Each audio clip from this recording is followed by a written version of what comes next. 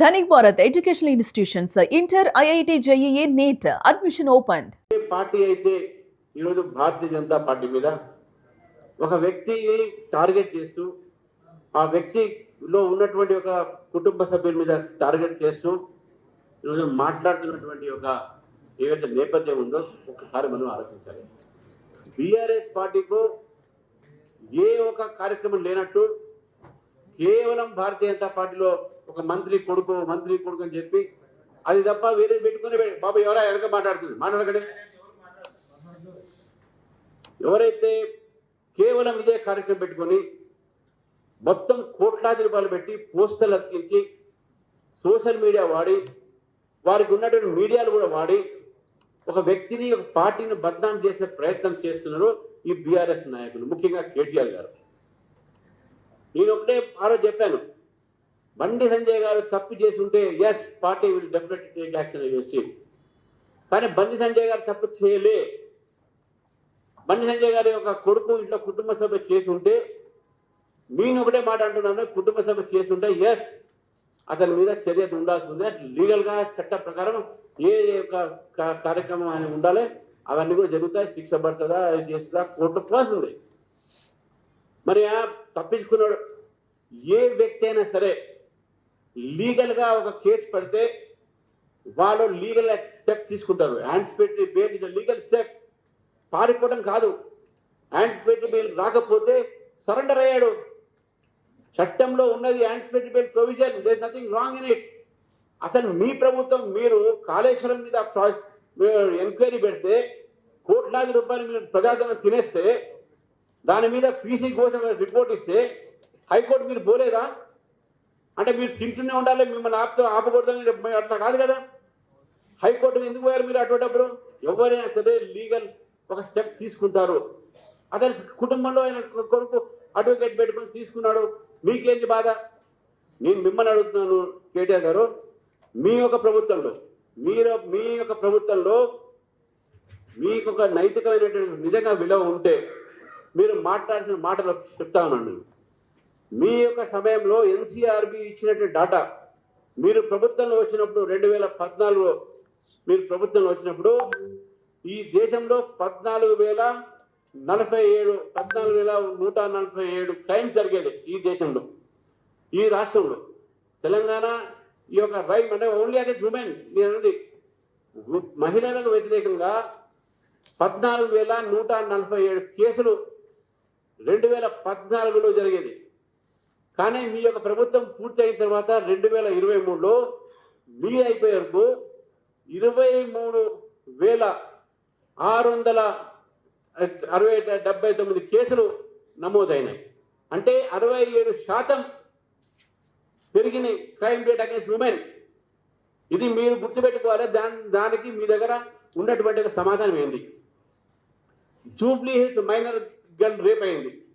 మీ ప్రభుత్వం ఏం చేసిందంటే 2022లో మీ ప్రభుత్వంలో అయింది. సమత కేస్ ఆసిఫాబాద్ 2019 మన అందరూ తెలుసు. ఒక 30 ఏళ్ళ అమ్మాయిని కుమరంభీం జిల్లాలో ఏ విధంగా గ్యాంగ్ రేప్ చేయడం జరిగింది. అదేవిధంగా మీ చరిత్ర చెప్తా ఉన్నాను. మీరు ఏం చేయాలి, మీకు ఏం నైతిక విలువ ఉంది అడుగుతా ఉన్నాను నేను. అదేవిధంగా డాక్టర్ ప్రీతి హెరాస్మెంట్ కేసు మీ అందరూ తెలుసు. డాక్టర్ ప్రీతిని హెరాస్మెంట్ చేస్తే 2023లో వరంగల్లో ఆత్మహత్య చేసుకోవడం జరిగింది. మీ ప్రభుత్వం రెస్పాన్సిబిలిటీ కాదా దానికి? మీరు మీ ఒక ముఖ్యమంత్రి గారు రెస్పాన్సిబుల్ కాదా? ఒక సర్పంచ్, మీ యొక్క పార్టీ సర్పంచే మీ ఎమ్మెల్యే మీద లైంగిక ఒక వేధింపు చేస్తా అని చెప్పేసి కంప్లైంట్ చేసినటువంటి విషయం 2023లో సర్పంచ్ హరాస్మెంట్, నవయ హరాస్మెంట్ కేసు అనేది. తర్వాత లక్ష్మీ కస్టోరియల్ డెత్. లక్ష్మి అనేటటువంటి ఒక లంబాడ అమ్మాయి సూర్యాపేట జిల్లాలో, ఆమె షెడ్యూల్ ట్రైబ్, ఆమెకు ఎల్బీ నగర్ స్టేడియంలో, ఎల్బీ నగర్ పోలీస్ స్టేషన్లో ఆమె కస్టోరియల్ డెత్. పోలీసు వాళ్ళు ఆమెను కొట్టి చంపేయడం జరిగింది. మీ యొక్క ఇవన్నీ మహిళల మీద చేస్తుంటే మీ ప్రభుత్వం అత్యాచారాలు. అంతేకాదు మీ యొక్క ప్రభుత్వంలో జరిగినటువంటి ఒక టిఆర్ఎస్ కార్పొరేటర్ పి రవి అనేటువంటి వ్యక్తి రేప్ కేసులో ఇన్వాల్వ్ అయ్యాడు. మీ యొక్క హయాంలో 33 సంవత్సరాలు ఒక అమ్మాయిని, ఒక లేడీని రేప్ చేసినటువంటి ఒక ఘనత మీ యొక్క కార్పొరేటర్. టిఆర్ఎస్ లీడర్ ఒక కొడుకు ఒక అమ్మాయిని డ్రగ్ చేసి, కిడ్నాప్ చేసి సూర్యాపేట తీసుకుపోతే ఆ సూర్యాపేటలో కేసు పడ్డది ఏప్రిల్ 2022లో. ఇది ఎన్డీటీవీలో ఇవన్నీ కూడా వచ్చినాయి. ఆయన పేరు షేక్ హౌస్ పాషా. ఈయన టిఆర్ఎస్ వార్డ్ మెంబర్ మొహమ్మద్ ఖాజా సంబంధించినటువంటి వ్యక్తి. టిఆర్ఎస్ లీడర్ అదేవిధంగా షేక్ సాజిద్ ఖాన్, ఒక మైనర్ షేక్ సాజిద్ ఖాన్ ఒక రేప్ చేసి ఒక మైనర్ ని రేప్ చేసి ఈయన అక్యూజ్ ఉన్నాడు ఆ కేసులో. ఇది 2022లో జరిగింది నిర్మల్ మున్సిపాలిటీలో.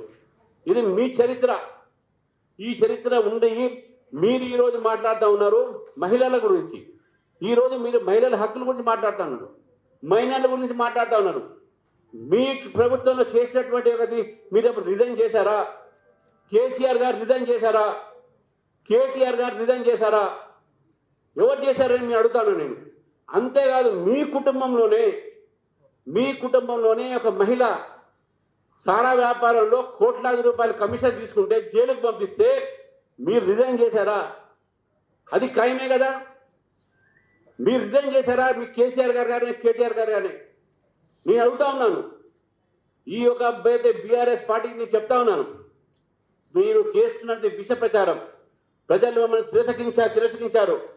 మీరు ఎక్కడ ఫార్ములా కేసులో అరెస్ట్ అవుతారనో, మీ పెద్దవాళ్ళు ఎక్కడ కాళేశ్వరంలో ఇరుక్కుంటారనో భయానికి ఈరోజు బీజేపీ మీద ఇటువంటి అబద్ధాలు వేస్తా ఉన్నారు. నేను అదే చెప్తా ఉన్నాను. ఈరోజు ఈ యొక్క వీళ్ళకు మీరు ఇన్ని తప్పులు చేసిన తర్వాత, మీరు ఎన్ని తప్పులు, ఈ బామ్మ తప్పులు కాదు, ఇది కేవలం ఉమెన్ అగైన్స్ ఎంప్లాయీ. నేను హెరాస్మెంట్ చెప్పాను. మీ ప్రభుత్వంలో జరిగినట్టే మీ వాళ్ళు చేసినటువంటి ఇంటర్మీడియట్ ఎగ్జామినేషన్ జరిగినప్పుడు మాకు తెలుసు, రిజల్ట్స్ లో తారుమారు చేస్తే ఒక కంపెనీకి మీరు తెలిసిన వాళ్ళకి ఇచ్చుకుంటే అక్కడ దాంట్లో కూడా మన కమిషన్ తీసుకొని ఇంటర్మీడియట్ బోర్డు ఎగ్జామినేషన్ ఒక ఏజెన్సీకి ఇస్తే తప్పుడు రిజల్ట్స్ వల్ల ఎంతమంది విద్యార్థులు చనిపోయారు? 29 మంది సభ్యులు ఆత్మహత్యలు చేసుకున్నారు. మళ్ళీ ఆ సావుకు మీరు కారణం కాదా? మీకు అసలు ఏమి హక్కు ఉన్నది? నేను బండి సంజయ్ గారి ఒక విషయాన్ని, కుటుంబ విషయాన్ని తీసుకొచ్చి ఇంకో కుటుంబం, ఆ మైనర్ అమ్మాయి కుటుంబాన్ని కూడా రోడ్డు మీద పిలుస్తున్నారు. మీకు వేరే కార్యక్రమం లేనట్టు మీ లీగల్ సెల్ టీము, మీ సోషల్ మీడియా టీము, మీ రిటైర్డ్ పోలీస్ ఆఫీసర్స్ టీము ఏం పని లేనట్టు ఇదే పని పెట్టుకున్నారు.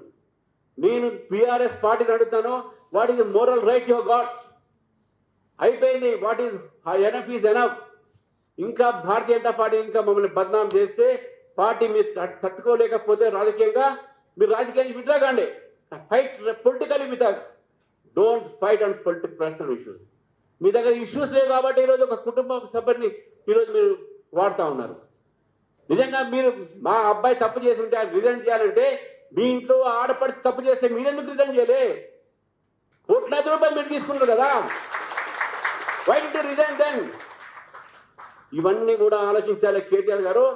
మీరేదో రెచ్చగొట్టేసి ప్రజలకు తప్పుడు సమాచారం ఇచ్చేసి బండి సంజయ్ గారి మీదనో ఇంక పార్టీ మీద వృత్తాలంటే తప్పది. ఇట్ ఈస్ ఒక లీగల్ ఇష్యూ. ఒక కేసు రిజిస్టర్ అయింది. అమ్మాయికి జస్టిస్ జరగాలనే ఆలోచనతో పోలీసులు పనిచేస్తున్నారు కాబట్టి better leave it to police. ఇది ఇన్వెస్టిగేట్ కేసు చేసుకుంటారు. మా మినిస్టర్ కానీ మీరు కూడా తప్పు చేస్తే yes I will be responsible for me. అలా ఇంట్లో కుటుంబం తప్పు చేస్తే తప్పది. మీ ఇంట్లో కూడా కుటుంబ సభ్యులు తప్పు చేసింది, అది గుర్తుపెట్టుకోండి. మీరు రిజైన్ చేయలే. ఇప్పుడు అడుగుతున్నారు రిజైన్ చేయమని. Your family member has committed a social rape. Society money, public money. So కాబట్టి దయచేసి బీఆర్ఎస్ వారికి చెప్తా ఉన్నాను, మీరు చేయాల్సింది మీరు ఆపండి. Enough is enough. ఇంకా మిమ్మల్ని నమ్మడానికి లేదు ప్రజలు ఇక్కడ.